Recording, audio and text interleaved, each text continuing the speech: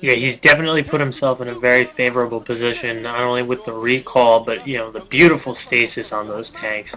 You know, keeping them from doing any severe damage to him and keeping him in. And he's just neutralized one expansion. He kind of had slowed down Casey from taking another. Meanwhile, he's expanding all over the place. And, these arbiters are really helping him. It was a really good tech choice on his part to go for the arbiters in this game.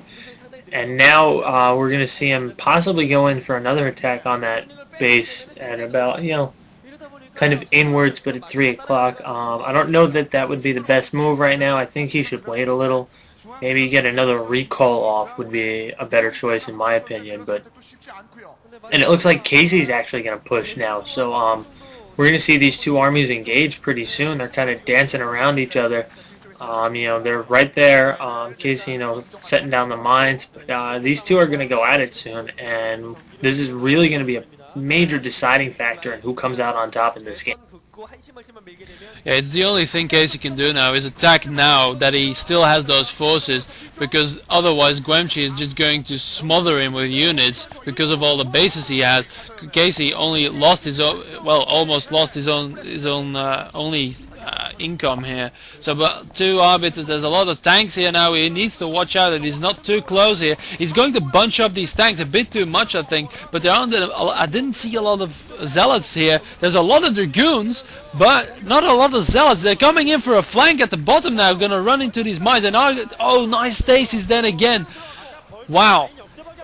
This force is going to get mopped up pretty badly here.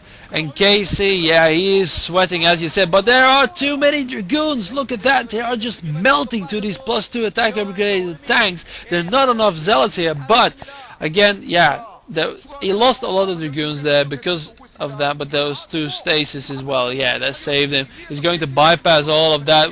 Needs to watch out not to lose the arbiters. Gonna run into this minefield with some of the zealots he has left.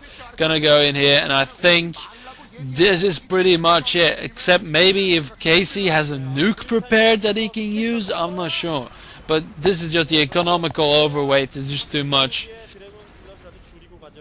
Yeah, I don't think there's anything that Casey can do at this point. I think I've seen this this style of game, like almost this exact same game, just happen far too many times, where the Protoss player just does this exact same kind of build, straight into arbiters with this mass expansion build, and I don't think that the Terran player is capable of, he's just not mobile enough to do anything about it. Dropships would be effective, but I just don't think that dropships in TVP are necessarily the most reliable, is the most reliable strategy, rather. I think at a first glance you would look at this map and say, oh, it's Terran favored because you can just float command centers all over the place and take bases, but it's just, the Terran army is just so immobile. They just cannot stop this just massing up of expansions from the Protoss player, and I've just seen this match so many times, like this style, and it's a little bit disappointing. I'm hoping that like this might become the battle royale of PvP. I think that I haven't seen a PvP on this map yet, but I think that's the only viable strategy, to be completely or the only viable matchup, to be completely honest with you. And a big push is coming in here now. Great stasis going off on those tanks. 4 tanks and a vulture, always a good hit to the Terran army, and now it's just the Protoss player just pushing against this wall, taking out this thin force of units from the Terran player. And yeah, Casey's APM is down to, like, I don't even know, 60 now. He's in a bad way right now. Yeah, I don't necessarily agree with you that this map is like Battle Royale, and there's a GG. But I think this is more like a Katrina, where you're going to see very dominant one Protoss strategy over Terran, and that's going to be the defining strategy. On Katrina, it was 2 base carriers. On here, it's 2 gate arbiters. One or the other. But I wouldn't go so far to say that this is like a battle royale type of map. But with Guemchi coming out there, over Casey, that puts Woongjin up 2-1. So we'll be going to set 4. Yeah, Just All right. closing thought. I think Casey lost there because he got distracted by the shiny Reaver. He should have gone for harassment while Guemchi was expanding like a Zerg. He sat in his base. He sat in that cozy little position with his expansions. He made units, and that's it. He didn't move out.